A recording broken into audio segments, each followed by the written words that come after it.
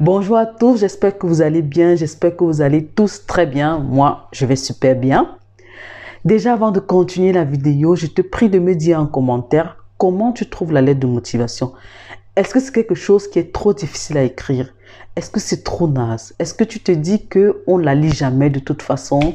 Est-ce que c'est quelque chose qui doit être vite fait? Voilà, dis-moi. Et de toute façon, aujourd'hui, on va parler de la lettre de motivation. Je vais vous dire à quoi ça sert, pourquoi il faut l'écrire, comment l'écrire et surtout comment bien l'écrire. Donc, on ne bouge surtout pas et on se retrouve après le générique.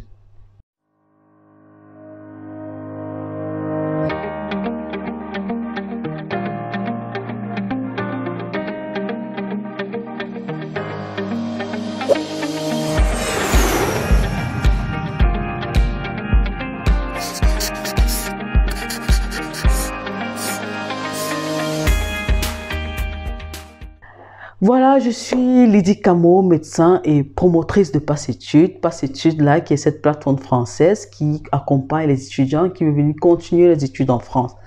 Et je fais cette vidéo aujourd'hui surtout parce que dans l'accompagnement, on s'est rendu compte qu'il y a beaucoup d'étudiants qui bâclent les lettres de motivation. Je ne sais pas trop pourquoi, ils se disent que ça ne sert à rien, les universités ne les lisent pas. Eh bien, c'est faux, c'est archi faux. La lettre de motivation représente près de 60% dans votre candidature, donc il faut la prendre au sérieux. Sachez que c'est la lettre de motivation qui permet aux responsables de l'université de savoir si cet étudiant sait vraiment pourquoi il veut venir en France. Est-ce qu'il sait vraiment ce qu'il veut faire dans l'avenir? Ça, c'est d'un. De deux, c'est cette lettre qui permet aussi de savoir est-ce que cet étudiant connaît s'exprimer en français? Parce que en France, heureusement, on parle le français et dans la plupart des universités, on s'exprime en français. Donc, il faut bien qu'on se rassure que vous connaissez parler français et surtout que vous connaissez écrire le français. Donc, dans votre lettre de motivation, faites beaucoup gaffe aux fautes d'orthographe, aux fautes de grammaire. Pas besoin de phrases trop longues parce que quand on fait une phrase trop longue, après on finit par se planter. Vaut mieux des phrases simples, courtes, sans faute. Et comment bien écrire ces lettres de motivation? La lettre de motivation, c'est 4 parties. La première partie, c'est l'identification. Deuxième partie, l'objet. Troisième partie, le corps de la lettre. Et quatrième partie, la signature. Beaucoup oublient de signer, mais c'est très important de signer. La première partie, ça concerne surtout ceux qui postulent hors Campus France. Parce que vous savez, sur le site de Campus France, les caractères sont limités. Donc, vous ne pouvez pas faire toute l'identification, nom, prénom et tout. Ça prend beaucoup d'espace. Et de toute façon, quand l'université reçoit votre lettre de motivation, c'est avec le reste des dossiers. Donc, vraiment, la première partie, c'est pour ces personnes-là qui vont candidater hors Campus France, c'est-à-dire via la boîte mail. Il faut écrire une lettre de motivation vraiment avec toutes les parties. Et cette première partie, c'est quoi? À gauche, c'est votre nom, prénom, adresse mail, téléphone. À droite, vous avez la ville plus la date. Après, c'est l'adresse du destinataire, c'est-à-dire, après, c'est le destinataire, c'est quoi, responsable du Master 1, de l'université X. La deuxième partie, c'est l'objet, candidature pour le Master 1, Après, c'est le corps de la lettre et après le corps de la lettre, c'est la signature. Maintenant, on va s'appesantir sur le corps de la lettre qui est vraiment le plus important. Toujours commencer le corps de sa lettre par la formule de politesse, madame, monsieur. Surtout quand si c'est un homme, il ne faut pas qu'il soit heurté parce que vous l'avez appelé madame. Donc, il faut toujours préciser madame, virgule, monsieur. Ensuite, votre lettre, c'est 4 paragraphes. Le premier paragraphe, vous dites exactement pourquoi vous faites la lettre. Je suis étudiante en L3 à l'université de Dakar et je soumets ma candidature pour le Master 1X.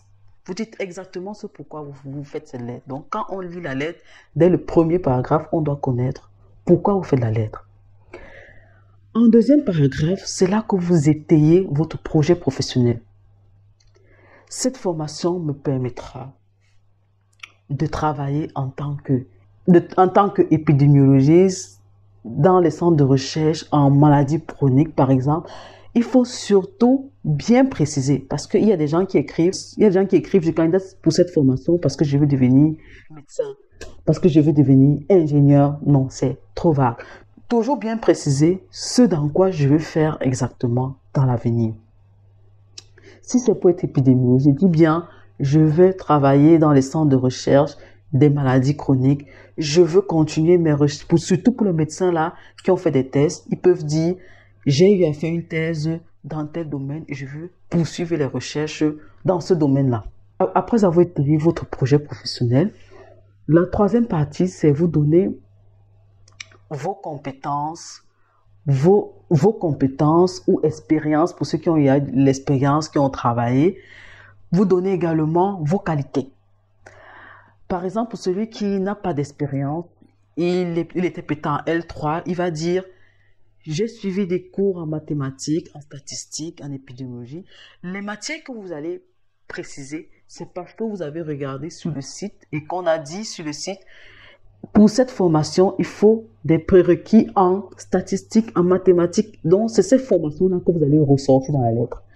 J'ai suivi des cours en mathématiques, en statistiques, en épidémiologie. Et je suis une personne rigoureuse, disciplinée, déterminée. Donc là, vous listez quelques qualités, pas beaucoup. 3, c'est suffisant. Et après, vous dites, ces connaissances et ces qualités me permettront de réussir cette formation. Donc, cette partie-là, vous le dites comme vous voulez, mais il faut bien ressortir vos qualités, les connaissances que vous avez et vos expériences. Pour ceux qui ont déjà travaillé, j'ai travaillé en tant qu'épidémiologiste dans tel centre de recherche et cette formation-là me permettra d'approfondir mes compétences afin de mieux continuer, je sais pas quoi, continuer mes recherches, continuer ceci, mais il faut que ça ressorte. Et le dernier paragraphe, c'est un paragraphe qui vous permet de lancer les fleurs à l'université. Donc déjà, faites un tour sur les plateformes des universités. Vous savez, il y a des formations qui sont classées en France. Donc, il y a certains classements qui sont faits. Vous allez retrouver 10 meilleures écoles de management en France. Donc, si vous retrouvez que votre université est peut-être deuxième meilleure école, il faut le mentionner. Il faut que l'université sache que vous avez fait un tour sur le site et ça va plaire à celui qui va le lire. Donc, votre université étant la deuxième meilleure école en management en France, je suis persuadée que me former à l'université telle me permettra de parvenir aisément à mon projet professionnel. Et après, c'est vraiment la formule de politesse. Je vous prie d'agréer, monsieur, madame, mes salutations les plus respectueuses. Et n'oubliez surtout pas de signer nom, prénom. Et c'est tout. Sur Campus France, il faut respecter les caractères, comme je vous disais en début de vidéo. Donc, faites d'abord votre lettre de motivation sur le brouillon et ensuite reportez. Et là, vous modifiez un peu les phrases de telle sorte que les caractères puissent suffire et que toutes les parties de la lettre de motivation puissent se retrouver sur le site Campus France. Il y a certaines personnes qui font l'erreur là. Elles écrivent la lettre de motivation directement sur le site. Après, quand elles se rendent compte que le nombre de caractères est atteint, elles s'arrêtent. Ne faites surtout pas cette erreur. Toutes les parties de la lettre doivent être retrouvées, quitte à ce que vous réduisez les phrases de chacune des parties. Voilà, j'espère que cette vidéo va vous aider. J'espère qu'elle vous a plu. N'hésitez pas à liker, à vous abonner et à partager autour de vous. On se retrouve à une prochaine vidéo.